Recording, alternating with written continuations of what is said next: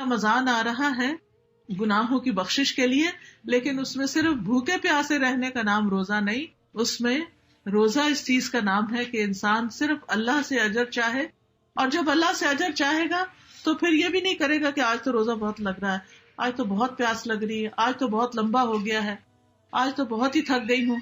اس طرح کی باتیں بھی کر کر کے دوسروں کو بور نہیں کرنا اور اپنا اجر نہیں گنوانا.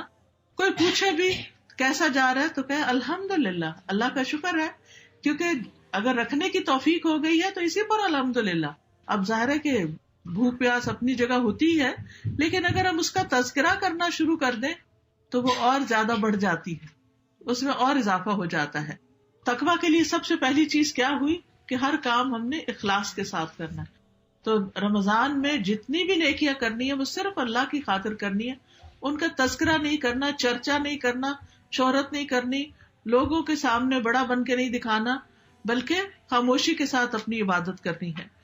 پھر اللہ کے رسول صلی اللہ علیہ وسلم کی سنتوں کو اپنانا. روزے میں آپ دیکھیے کہ نبی صلی اللہ علیہ وسلم کی سنت کیا تھی، آپ کا طریقہ کیا تھا، اس کے بارے میں جاننا ضروری ہے کہ آپ روزہ رکھنے کے بعد کس طرح، یعنی کہ کیا کیا کیا کرتے تھے. آپ دیکھیے کہ ہم جب روزہ رکھتے ہیں تو ہم سوچتے ہیں اچھا ہم سو کے روزہ گزار لیں گے، ہم کوئی پروگرام دیکھتے رہیں گے، اسکرین پہ وقت گزار دیں گے. یہ صرف بھوک پیاس کاٹنا کا مقصد نہیں ہے. اصل مقصد یہ ہے کہ انسان اس بھوک پیاس کو برداشت کرتے ہوئے اچھے اچھے کاموں میں اور زیادہ آگے بڑھے، حتیٰ کہ دل میں کھٹک والی چیزوں کو بھی چھوڑ دے. یعنی روزے کی حالت میں جب آپ کو محسوس ہو کہ یہ کام کچھ سوٹ نہیں کرتا کہ روزے کے ساتھ میں سارا وقت ایسے شغل میں لگی رہوں. مثلاً اگر آپ اسکرین کھولیں گے تو کوئی ایسی چیز نہیں دیکھیں گے کہ جس کو دیکھنا حرام قرار دیا گیا ہے. مثلاً کسی مرد یا عورت کا جو ستر ہے، چھپانے والا حصہ ہے، اس کو دیکھنا حرام ہے، یہ آنکھوں کا زنا ہوتا ہے. اب آپ دیکھیے بہت سارے لوگ جو ہیں ایسی خرابیوں میں مبتلا ہو جاتے ہیں، خاص طور پر جب سے ہاتھوں میں پام پہ آ گیا ہے سیل، اور پھر ہر وقت 3G 4G اور اب تو 5G بھی اویلیبل ہو گیا. تو اس میں کچھ ایک کلک کی دیر ہوتی ہے کہ آپ برے سے بری چیزیں بھی دیکھ سکتے ہیں اور اچھی سے اچھی چیزیں بھی سن سکتے ہیں. تو شیطان ہم میں سے ہر ایک کے ساتھ ہے. بعض اوقات ہم ایک چیز دیکھتے ہیں، اس کے بعد ہم یوٹیوب پہ ایک چیز دیکھی، اس کے ساتھ کوئی ایڈ دیکھا، اس کو کلک کر لیا، وہاں سے ایک اور خراب چیز دیکھی، وہاں سے کہاں سے کہاں پہنچ گئے.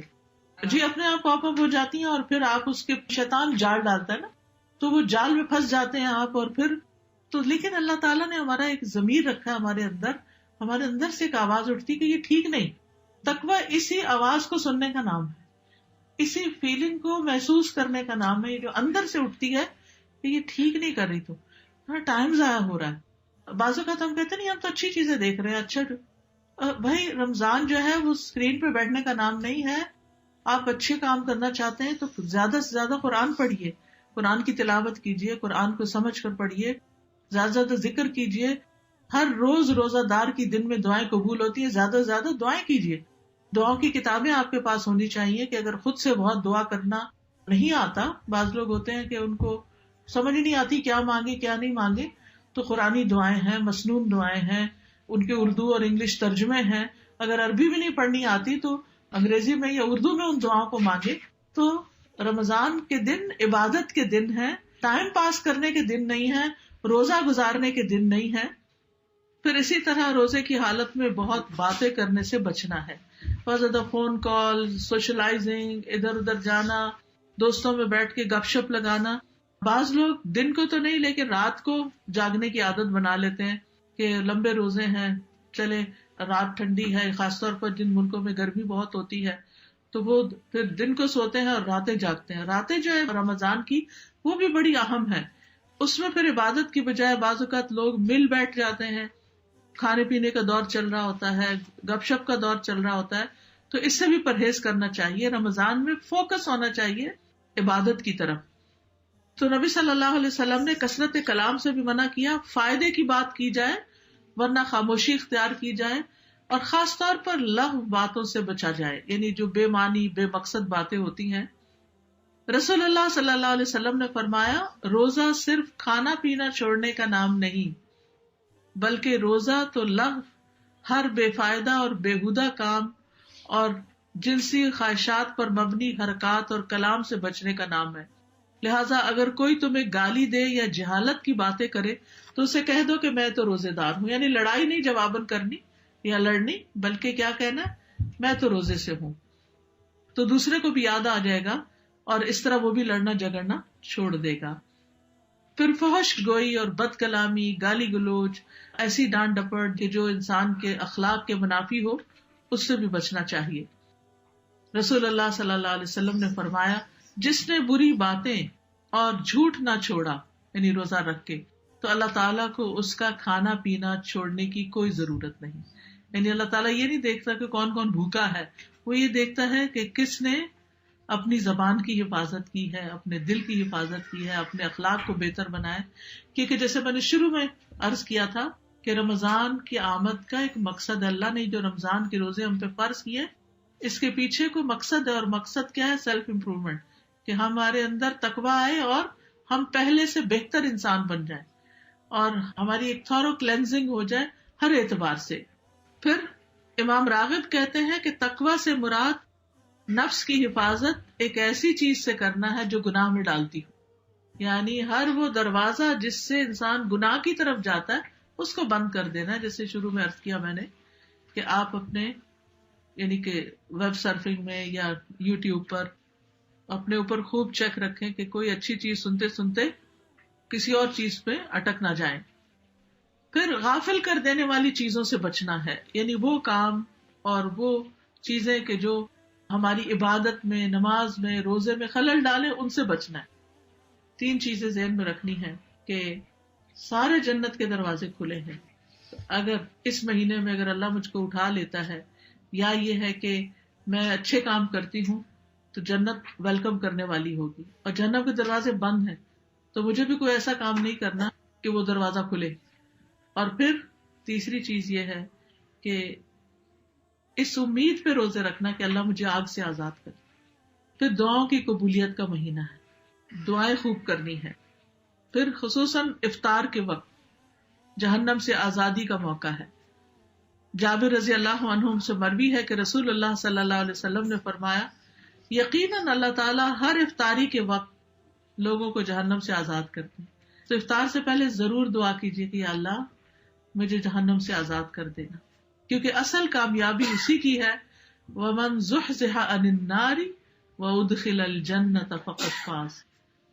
جو آگ سے بچا لیا گیا اور جنت میں داخل کر دیا گیا وہ دراصل کامیاب ہوا.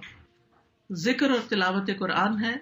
قرآن مجید میں اللہ تعالیٰ فرماتے ہیں وَاذْكُرُوا اللَّهَ كَثِيرًا لَعَلَّكُمْ تُفْلِحُونَ، اور اللہ کو کثرت سے یاد کرو تاکہ تم فلاح پاؤ، کامیاب ہو جاؤ. پھر قرآن کی تلاوت کرنا. نبی صلی اللہ علیہ وسلم نے فرمایا، جو آدمی چاہتا ہے کہ اسے اللہ اور اس کے رسول سے محبت ہو، اسے قرآن مجید کی تلاوت مصحف دیکھ کے کرنی چاہیے، یعنی زبانی بھی یاد ہو تب بھی دیکھ کر پڑھے. نبی صلی اللہ علیہ وسلم نے فرمایا، تلاوت قرآن کو اپنے لیے ضروری سمجھو کیونکہ یہ زمین پر تمہارے لیے نور کا سبب ہے، یعنی غموں کے اندھیروں میں اور مشکلات کے اندھیروں میں تمہیں روشنی دکھائے گی اور آسمان میں ذخیرہ ہوگا. پھر ذکر کی مجلسوں میں شرکت کریں.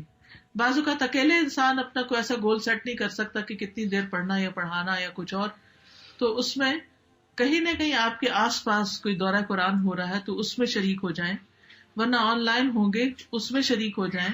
یعنی دن کا ایک وقت مقرر ہونا چاہیے کہ اتنے گھنٹے میں نے قرآن کو ضرور دینے، کیونکہ رمضان کی خصوصیت یہ ہے کہ اس مہینے میں قرآن نازل ہوتی ہے. یہ قرآن کا مہینہ ہے، شہر رمضان الذی انزل فیہ القرآن. تو قرآن سے زیادہ تعلق ہو.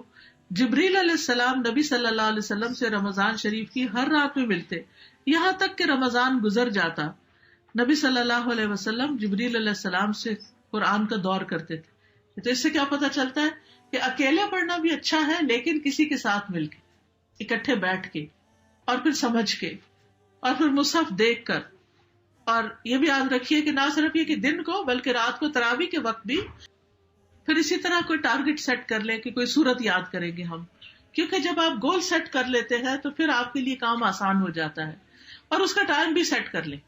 مثلا اگر آپ کام پہ جاتے ہیں تو ڈرائیونگ کرتے ہوئے آتے جاتے اس ایک آیت کو اتنا پڑھنا ہے کہ وہ کوئی سورت آپ کو یاد ہو جائے. اگر کسی کو سورت الملک یاد نہیں تو یہ 30 آیتیں سفارش کرنے والی ہیں، قبر کے عذاب سے بچانے والی ہیں. رات کو جو سو کے پڑھتا ہے تو اس کو یاد کر لیں. رمضان کے 30 دن ہیں اور ہر دن کی ایک آیت کرتے کرتے آپ کے 30 دنوں کی پوری صورت ہو جائے گی. اگر سورت الملک یاد ہے تو سورت السجدہ کی بھی 30 آیتیں ہیں. نبی صلی اللہ علیہ وسلم وہ بھی پڑھتے تھے. چلے اگر ہمت نہیں تو کوئی بات نہیں، لیکن یہ کہ جن کو ہمت ہے وہ تو کر لیں. اور پھر یہ بھی یاد رکھیے کہ رمضان میں قرآن سے تعلق جو یہ سفارش کا باعث ہوگا. قیامت کے دن قرآن بندے کی سفارش کرے گا، کہے گا اے میرے رب، میں نے رات کو اسے سونے سے روکے رکھا، اس کے حق میں میری سفارش قبول فرما. اور روزہ بھی سفارش کرے گا، وہ کہے گا میں نے اسے دن کو کھانے پینے سے روکے رکھا. تو 2 چیزیں ہمیں بڑی پیاری ہیں، دن کو کھانا پینا اور رات کو سونا. یا سونا تو کسی وقت بھی سونا، اور کھانا بھی اب تو کوئی لمٹ نہیں رہی، کہیں کسی بھی وقت کھانا شروع کر دیتے ہیں، ہم کوئی اوقات کی پابندی نہیں کرتے. تو بہرحال کچھ بھی ہو، ایسی صورت میں یہ دونوں چیزیں بہت ریگولیٹ ہو جاتی ہیں. تو رمضان میں نبی صلی اللہ علیہ وسلم سب سے زیادہ صدقہ کیا کرتے تھے. لوگوں کو بھلائی پہنچانے میں بارش لانے والی ہوا سے بھی زیادہ جود و کرم فرمایا کرتے تھے. پھر اس میں روزہ افطار کرانا، غریبوں کی مدد کرنا، زکوٰۃ نکالنا، زکوٰۃ کے علاوہ صدقہ کرنا، مال کا صدقہ کرنا، جان کا صدقہ کرنا، کسی کے کام آنا، کسی کو کچھ پڑھا دینا، کسی کی مدد کرنا، یعنی کسی بھی طرح سے آپ نیکی کمانے کی نیت سے لوگوں کے ساتھ جو بھلائی کی جاتی ہے نا، وہ صدقہ کہلاتا ہے. یعنی جو بھلائی آپ کسی کے ساتھ کرتے ہیں، چاہے مال سے کریں، جان سے کریں، وقت سے کریں، علم سے کریں، جو بھی آپ کو اللہ نے دیا ہے. کیونکہ ہر ایک کے پاس نعمتیں فرق ہیں. کسی کو اللہ نے بہت مال دیے تو وہ خوب مال کے ساتھ کرتا چلا جائے اور باقی بھی جو کر سکتا کرے. کسی کے پاس مال اتنا ہی ہوتا ہے کہ اپنی بمشکل ضرورت پوری کرے، لیکن اس کو اللہ نے کوئی اور ہنر ٹیلنٹ دیا ہوتا ہے. لیکن کوشش یہ کرے کہ کچھ بھی ہو، مال سے بھی ضرور صدقہ ہو رمضان میں. خصوصاً دوسروں کا روزہ افطار کرانا. رسول اللہ صلی اللہ علیہ وسلم نے فرمایا جس نے روزہ دار کا روزہ افطار کرایا اسے ان روزوں کے برابر ثواب ملے گا، یعنی اس روزے دار کے روزوں کے برابر ثواب ملے گا، لیکن ان کے ثواب میں کوئی کمی نہیں ہوگی. وہ اپنا ثواب نہیں آپ کو دے رہے، ان کو بھی ملے گا، آپ کو بھی ملے گا، وہ ڈبل ہو جائے گا. یعنی آپ نے اپنے روزے کا ثواب بھی کمایا اور دوسروں کا روزہ بھی. پھر تراویح کا اہتمام کرنا. قیام اللیل کی فضیلت ہے. نبی صلی اللہ علیہ وسلم نے فرمایا رات کا قیام لازم پکڑو، وہ تم سے پہلے کے نیک لوگوں کا طریقہ اور تمہارے رب کے قرب کا ذریعہ ہے، برائیوں کا کفارہ اور گناہوں سے رکاوٹ ہے. اتنے فائدے ہیں رات کے قیام کے. عام دنوں میں بعض اوقات مشکل ہوتا ہے، لیکن رمضان میں انسان کوشش کر کے اپنے لیے لازم کر لے. تھکاوٹ کے باوجود بھی قیام کرنا. گھر والوں کو بھی تراویح کے لیے جگانا. حضرت عائشہ کہتی ہیں کہ جب رمضان کا آخری عشرہ شروع ہوتا تو نبی صلی اللہ علیہ وسلم عبادت کے لیے کمر بستہ ہو جاتے، راتوں کو جاگتے اور اپنے گھر والوں کو بھی جگاتے. تو اس کا بھی ابھی سے پلان کر لیجئے، اگر چھٹی مل سکتی ہے جاب سے یا کوئی بھی تو وہ لے کر، اعتکاف ہو سکتا تو وہ کیجئے، نہیں تو گھر میں بھی جتنی عبادت ہو وہ، کیونکہ عام دنوں کے مقابلے میں آخری عشرے میں زیادہ محنت کی ضرورت ہے. نبی صلی اللہ علیہ وسلم عام دنوں کی بنسبت آخری عشرے میں خوب محنت اور کوشش کرتے تھے. اور لیلۃ القدر کی تلاش میں سستی نہیں کرنی چاہیے کہ رمضان کی آخری راتوں میں سے کوئی رات ہو سکتی ہے. ویڈیو کے نیچے سبسکرائب کے بٹن پہ کلک کریں، بیل کے آئیکن پہ کلک کیجیے تاکہ ہر نئی ویڈیو کی نوٹیفیکیشن